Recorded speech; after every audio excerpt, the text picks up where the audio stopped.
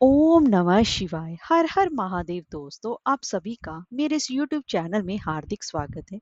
आज सोमवार के दिन सुनिए 16 सोमवार की व्रत कथा। तो चलिए वीडियो शुरू करते हैं। सोमवार के दिन भगवान शिव की विशेष रूप से पूजा उपासना करने से भक्त की सभी मनोकामनाएं पूर्ण होती हैं और पापों का नाश होता है और पुण्य की बढ़ोतरी होती है। तो चलिए 16 सोमवार की व्रत कथा का रसपान करते हैं। एक बार भगवान शिव जी माँ पार्वती जी के साथ भ्रमण करते हुए मृत्यु लोक की अमरावती नगर में पहुंचे। उस नगर के राजा ने भगवान शिव का एक विशाल मंदिर बनवा रखा था। शिव और पार्वती उस मंदिर में रहने लगे। एक दिन पार्वती ने भगवान शिव से कहा कि हे प्राणनाथ, आज मेरी चौसर खेलने की इच्छा हो रही है। पार्वती की इच्छा जानकर शिव पार्वती के साथ चौसर खेलने बैठ गए। खेल प्रारंभ होते ही उस मंदिर का पुजारी वहां पर आ गया। माता पार्वती जी ने पुजारी से पूछा कि हे पुजारी जी, ये बताइए कि इस बाजी में किसकी जीत होगी। तो ब्राह्मण ने कहा कि महादेव जी की, परंतु चौसर में शिव जी की हार हुई और माता पार्वती जी जीत गई। तब ब्राह्मण को उन्होंने झूठ बोलने के अपराध में कोढ़ी होने का श्राप दिया। शिव और पार्वती उस मंदिर से कैलाश पर्वत लौट गए। पार्वती जी के श्राप के कारण पुजारी को कोढ़ हो गया। नगर के स्त्री पुरुष उस पुजारी की परछाई से भी दूर दूर रहने लगे। कुछ लोगों ने राजा से पुजारी के कोढ़ हो जाने की शिकायत की, तो राजा ने किसी पाप के कारण पुजारी के कोढ़ी हो जाने का विचार कर उसे मंदिर से बाहर निकलवा दिया। उसकी जगह दूसरे ब्राह्मण को पुजारी बना दिया। कोढ़ी पुजारी मंदिर के बाहर बैठकर भिक्षा मांगने लगा। कई दिनों के पश्चात स्वर्गलोक की कुछ अप्सराएं उस मंदिर में पधारी और उसे देखकर कारण पूछा। पुजारी ने निसंकोच उन्हें भगवान शिव और मां पार्वती जी के चौसर खेलने और पार्वती जी के श्राप देने की सारी कहानी भी सुनाई। तब अप्सराओं ने पुजारी से 16 सोमवार का विधिवत व्रत रखने को कहा। पुजारी द्वारा पूजन विधि पूछने पर अप्सराओं ने कहा, सोमवार के दिन सूर्योदय से पहले उठकर स्नान आदि से निवृत्त होकर स्वच्छ वस्त्र पहनकर आधा सिर गेहूं का आटा लेकर उसके 3 अंग बनाना, फिर घी का दीपक जलाकर गुड़, नवेद, बेलपत्र, चंदन, अक्षत, फूल, जनेऊ का जोड़ा लेकर प्रदोष काल में भगवान शिव की पूजा अर्चना करना। पूजा के बाद 3 अंगों में एक अंग भगवान शिव को अर्पण करके एक आप ग्रहण करें। शेष 2 अंगों को भगवान का प्रसाद मानकर वहां उपस्थित सभी स्त्री पुरुष और बच्चों को बांट देना। इस तरह व्रत करते हुए जब 16 सोमवार बीत जाएं, तो 17वें सोमवार को एक पाव आटे की बाटी बनाकर उसमें घी और गुड़ मिलाकर चूरमा बनाना, फिर भगवान शिव को भोग लगाकर वहां पर उपस्थित स्त्री पुरुष और बच्चों को प्रसाद बांट देना। इस तरह 16 सोमवार व्रत करने और व्रत कथा सुनने से भगवान शिव तुम्हारे कोढ़ को नष्ट करके तुम्हारी सभी मनोकामनाओं को पूर्ण कर देंगे। इतना कहकर अप्सराएं स्वर्ग लोक को चली गई। पुजारी ने अप्सराओं के कथनानुसार 16 सोमवार का विधिवत व्रत किया। फलस्वरूप भगवान शिव की अनुकंपा से उसका कोढ़ नष्ट हो गया। राजा ने उसे फिर मंदिर का पुजारी बना दिया। वह मंदिर में भगवान शिव की पूजा करता और आनंद से जीवन व्यतीत करने लगा। कुछ दिनों के बाद पुनः पृथ्वी का भ्रमण करते हुए भगवान शिव और पार्वती उस मंदिर में पधारे। स्वस्थ पुजारी को देखकर पार्वती ने आश्चर्य से उसके रोग मुक्त होने का कारण पूछा, तो पुजारी ने उन्हें 16 सोमवार की व्रत करने की सारी कथा सुनाई। पार्वती जी भी व्रत की बात सुनकर बहुत प्रसन्न हुई और उन्होंने पुजारी से इसकी विधि पूछकर स्वयं 16 वार के व्रत का प्रारंभ भी किया। पार्वती जी उन दिनों अपने पुत्र कार्तिकेय के नाराज होकर दूर चले जाने से बहुत ही ज्यादा चिंतित रहती थी। वे कार्तिकेय के लाने के लिए अनेक उपाय भी कर चुकी थी, लेकिन कार्तिकेय लौटकर उनके पास नहीं आ रहे थे। 16 सोमवार का व्रत करते हुए पार्वती ने भगवान शिव से कार्तिकेय के लौटने की मनोकामना की। व्रत समापन के तीसरे दिन सचमुच ही कार्तिकेय वापस लौट आए। कार्तिकेय ने अपने हृदय परिवर्तन के संबंध में पार्वती जी से पूछा कि हे माता, आपने ऐसा कौन सा उपाय किया था जिससे कि मेरा क्रोध नष्ट हो गया और मैं वापस लौट आया। तब पार्वती जी ने कार्तिकेय को 16 सोमवार के व्रत की कथा कह सुनाई। कार्तिकेय अपने एक ब्राह्मण मित्र ब्रह्मदत्त के प्रदेश चले जाने से बहुत ही ज्यादा दुखी थे। उसको वापस लौटाने के लिए कार्तिकेय ने 16 सोमवार का व्रत करते हुए ब्रह्मदत्त के वापस लौट आने की कामना प्रकट की। व्रत के समापन के कुछ दिनों के बाद ही उनका मित्र लौट आया। ब्राह्मण ने कार्तिकेय से कहा कि प्रिय मित्र, तुमने ऐसा कौन सा उपाय किया था जिससे कि प्रदेश में मेरे विचार एकदम परिवर्तित हो गए और मैं तुम्हारा स्मरण करते हुए लौट आया। कार्तिकेय ने अपने मित्र को भी 16 सोमवार के व्रत की कथा विधि भी सुनाई। ब्राह्मण मित्र व्रत के बारे में सुनकर बहुत खुश हुआ। उसने भी व्रत किया। 16 सोमवार व्रत का समापन करने के बाद ब्रह्मदत्त विदेश यात्रा पर निकला। वहां नगर के राजा राजा हर्षवर्धन की बेटी राजकुमारी गुंजन का स्वयंवर हो रहा था।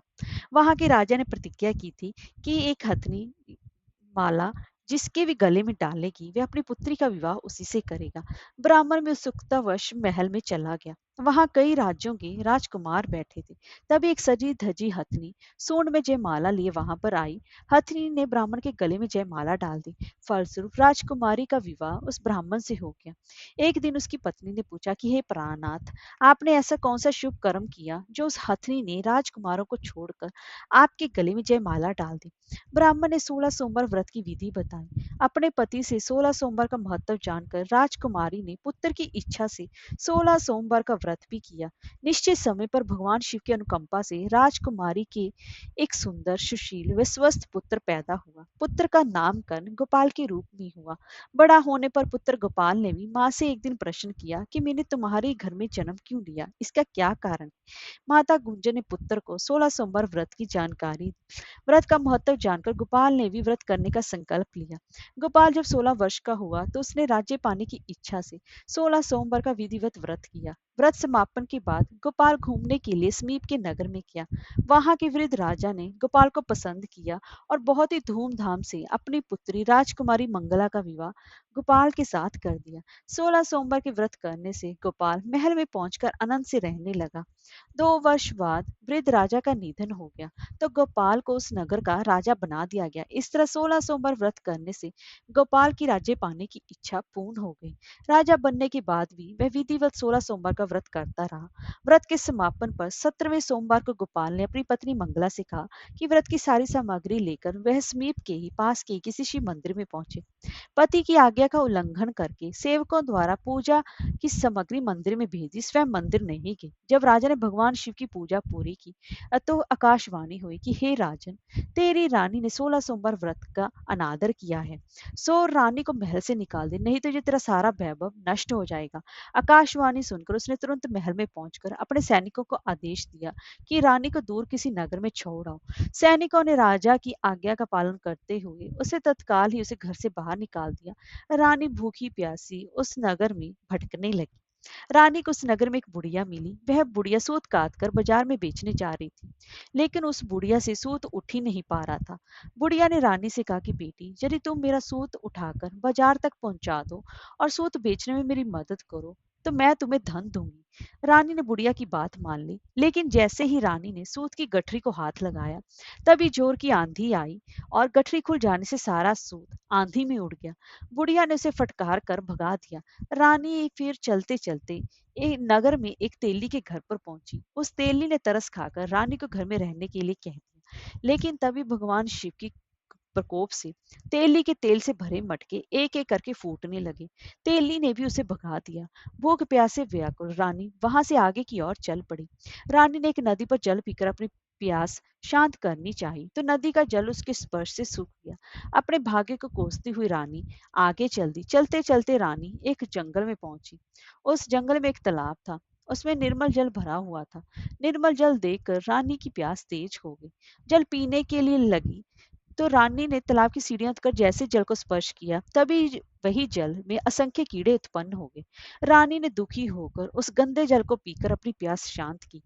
रानी ने फिर एक पेड़ की छाया में बैठकर कुछ देर आराम करना चाहा तो उस पेड़ के पत्ते पल भर में ही सूख कर बिखर गए। रानी दूसरे पेड़ के नीचे जाकर बैठी। जिस पेड़ के नीचे बैठती वहीं वह पेड़ सूख जाता। वन और सरोवर की ये दशा देखकर वहां के ग्वाले बहुत ही ज्यादा हैरान हुए। ग्वाले रानी को समीप के मंदिर में पुजारी जी के पास ले गए। रानी के चेहरे को देखकर वे पुजारी जान गए कि ये रानी अवश्य किसी बड़े घर की है, भाग्य के कारण धर धर भटक रही है। पुजारी ने रानी से कहा, पुत्री, यदि तुम कोई चिंता नहीं करो, मेरे साथ इस मंदिर में रहो, कुछ ही दिनों में सब ठीक हो जाएगा। पुजारी जी की बातों से रानी को कुछ सांत्वना मिली। रानी इस मंदिर में रहने लगी। रानी भोजन बनाती तो सब्जी जल जाती, आटे में कीड़े पड़ जाते, जल से बदबू आने लगती। पुजारी भी रानी के दुर्भाग्य से बहुत चिंतित हुए बोले, हे पुत्री, अवश्य ही तुमने कोई अनुचित काम किया जिसके कारण देवता तुझसे नाराज है और उसकी नाराजगी के कारण ही तुम्हारी ये दशा हुई है।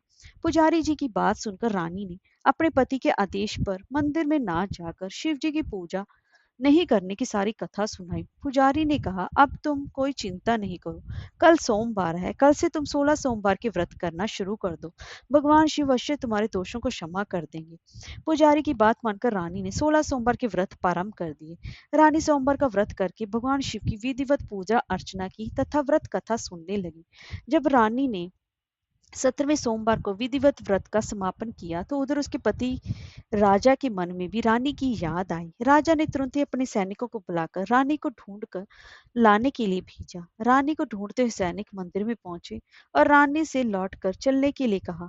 पुजारी ने सैनिकों से मना कर दिया और सैनिक निराश होकर लौट गए। उन्होंने लौटकर राजा को सारी बात बताई। राजा स्वयं उस मंदिर में पुजारी के पास पहुंचे और रानी को महल से निकाल देने के कारण पुजारी जी से क्षमा मांगी। पुजारी ने राजा से कहा, यह सब भगवान शिव के प्रकोप के कारण ही हुआ है। इतना कहकर रानी को विदा किया। राजा के साथ रानी महल में पहुंची। महल में बहुत खुशियां मनाई गई। पूरे नगर को सजाया गया। राजा ने ब्राह्मणों को अन्न, वस्त्र और धन का दान दिया। नगर में निर्धनों को वस्त्र बांटे गए। रानी 16 सोमवार का व्रत करते हुए महल में आनंद पूर्वक रहने लगी। भगवान शिव की अनुकंपा से उसके जीवन में सुख ही सुख भर गई। 16 सोमवार के व्रत करने, कथा सुनने से मनुष्य की सभी मनोकामनाएं पूर्ण होती हैं और जीवन में किसी भी तरह की कोई कमी नहीं रहती। हर हर महादेव।